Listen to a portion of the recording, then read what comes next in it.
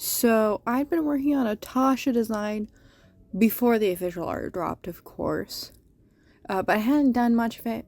All I really knew was I wanted her to have dark, like, black hair, and that was inspired by Adventures in Editing, and they did one clip. If you haven't seen Adventures in Editing, they reenact scenes of Adventures in Odyssey, but with, real people. And so the wig that Adventures in Editing used for Tasha was black, and it had, like, they stuck sunglasses in it. And I remember the clip they were using was from what's the name? The Search for Wit.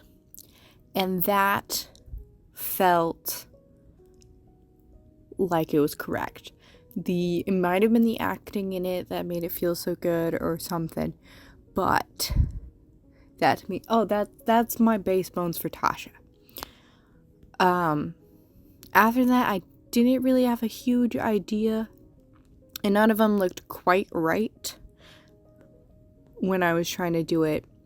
And then, of course, I watched The Iron Giant and Atlantis back to back. Atlantis, The Lost Empire.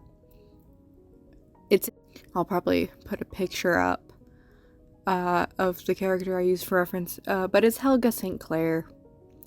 I saw her and I was like, there we go. Actually, I watched the whole movie and I was like, there you go. Because after that movie, it just, like, I like to say it unlocked the good art. Because after that, my character designs, I kind of, like, sat down, took the time, and kind of just understood what I wanted to do and what I wanted my art to look like. And so past that point is where I get really happy with my art, just overall. And so, of course, that's the reason why Tasha now has a mole, is because Helga St. Clair has a mole.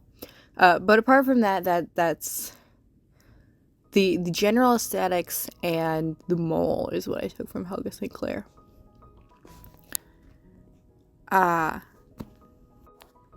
When drawing Tasha, I do think, like, her body is kind of important, just because you gotta get the posing. In order for it to feel like Tasha to me, you do have to be having that action pose.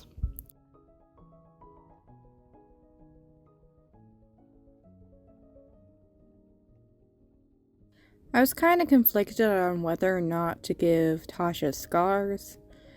I decided I know for sure she has some, but I can also give the excuse, but if there's any on her face, she would cover them with makeup, because she seems like the kind of person who would be very good at that sort of thing.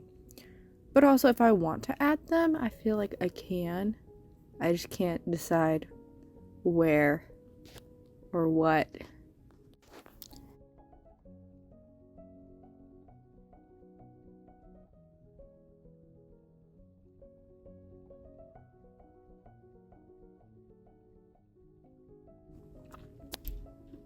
Looking at the official art, though, when I first saw it, I was a little bit disappointed. Not just because, that's not what I thought, because she has brown hair instead of black hair. That to me is not the issue. It's just, okay. The picture of her standing alone, I think, is pretty cool.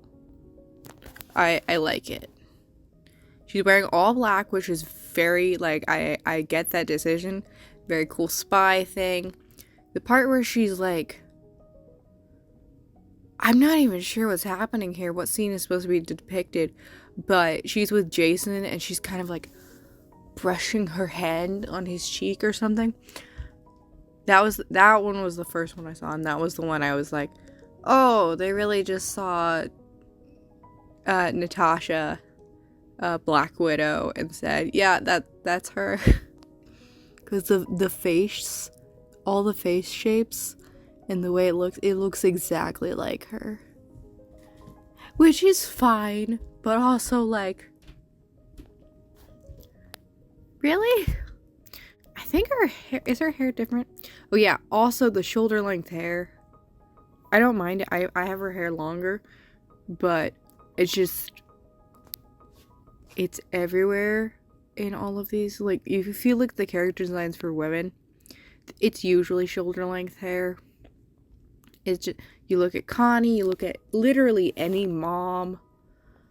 It's not a bad design. I just think it's a tad overused when it comes to adult women. Yet Jana's got the same hair. Ava. Mary. Lucy's got it. She's not a grown woman, but like, she's got it too. Kayla's hair is a little bit longer, but it's still right around shoulder length.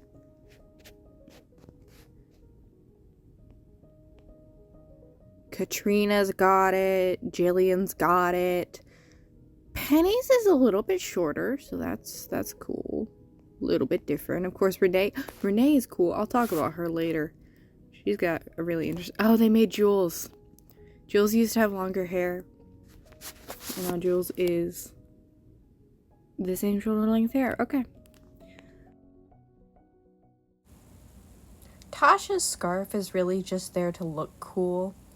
Overall, with her entire outfits, I was mostly just trying to go with what would make it look cool, because that seems to me her character, and honestly, I never really had like a big like environmental reason, environmental as in the environment of the story, for why she might wear one thing over another.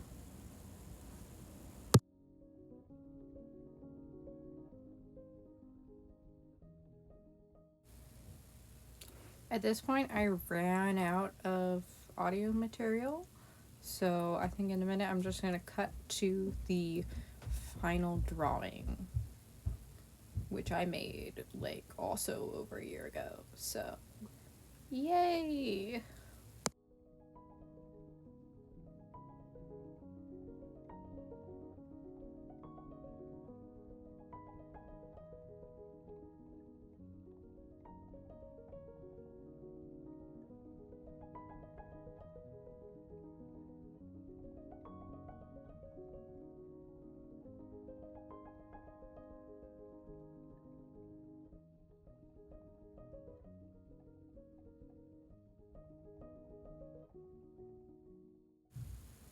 Alrighty, hopefully everybody had fun, and here's the finished product.